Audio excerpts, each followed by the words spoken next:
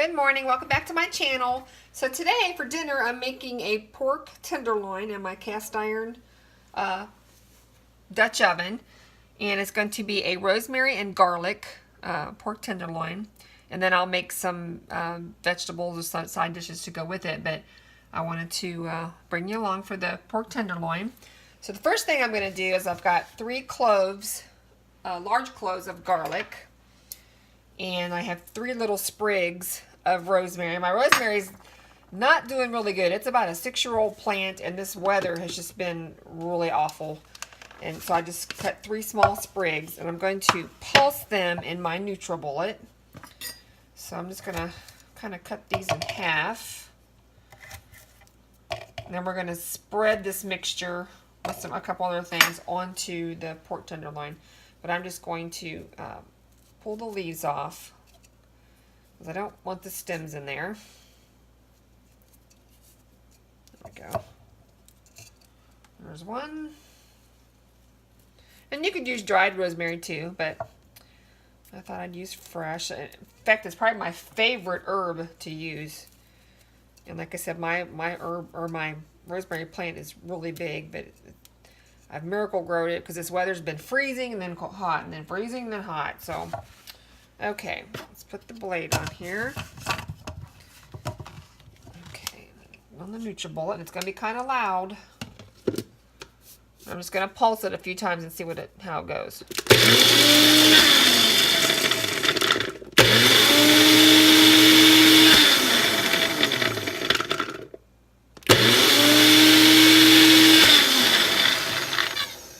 Okay. I don't know about that. Well, did it pretty good. So let's scrape it into a bowl. And then get on to the next part. Smells really good. Okay, it's scraped in there as much as we can. The NutriBullet, I guess it works really good if you're doing like smoothies and stuff like that, or juices, but you can also grind a little bit of flour, make your own flour in this NutriBullet too. But this is wasn't really a whole lot in there, so okay, that's good. That'll work. Okay, let's set that aside. All right, let's get the pork tenderloin, because we're going to let it marinate for a little bit.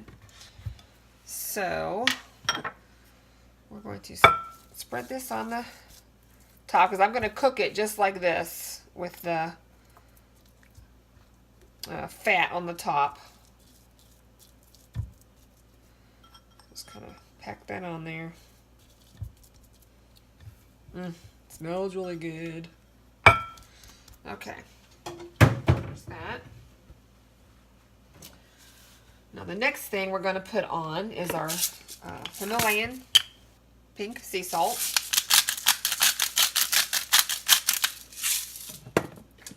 And let's do the melted butter. I have 2 tablespoons of the Kerrygold pure Irish butter, which I love because it's grass-fed. Let's put this all over the top. You can use olive oil, but I'm out of olive oil right now, so I'm going to use butter. And then some Worcestershire sauce, about 1/4 of a cup. Because this is going to be like a marinade, so.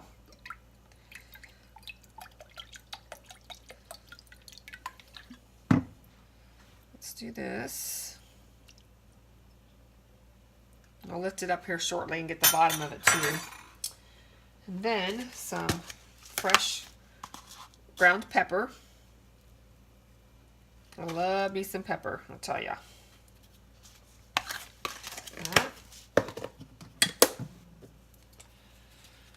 And then I have this little bottle of balsamic glaze we're going to put on there.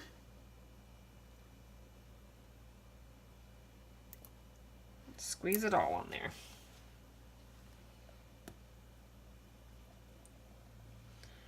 We got it all. There we go. All right. Now we're just going to lift the bottom up a little bit. I guess you could put this in a bag, but I'd rather just do it in the bowl.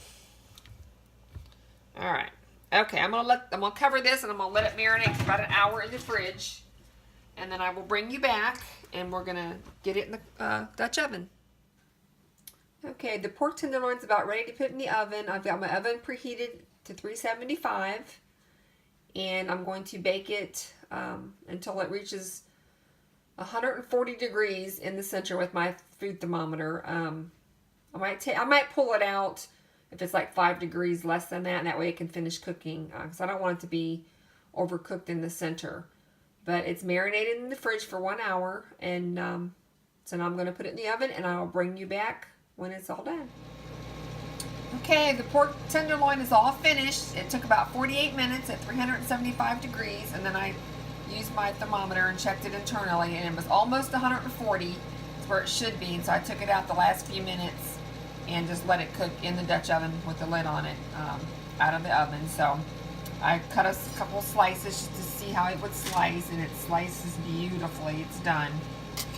And then I took, excuse me, and then I took a piece out and sliced a couple bites off just so I could do a taste test.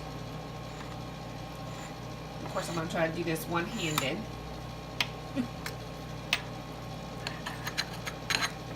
I can't cut. There we go. That's being a little stubborn. Okay, here we go.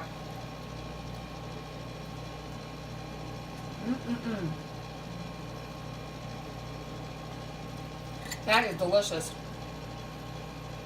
It's tender, it's not dry. And I'm going to make some baked potatoes, I think, for Ed to go with it, and a salad for me. And I hope you enjoyed this video. Give it a thumbs up. Subscribe. Oh, this tastes so good. And it smells wonderful. That balsamic vinegar or glaze is so good. And that noise you hear in the background, that's my ice maker that I'm making ice. But I hope you enjoyed the video. Give it a thumbs up. And I'll catch you in my next video. Bye.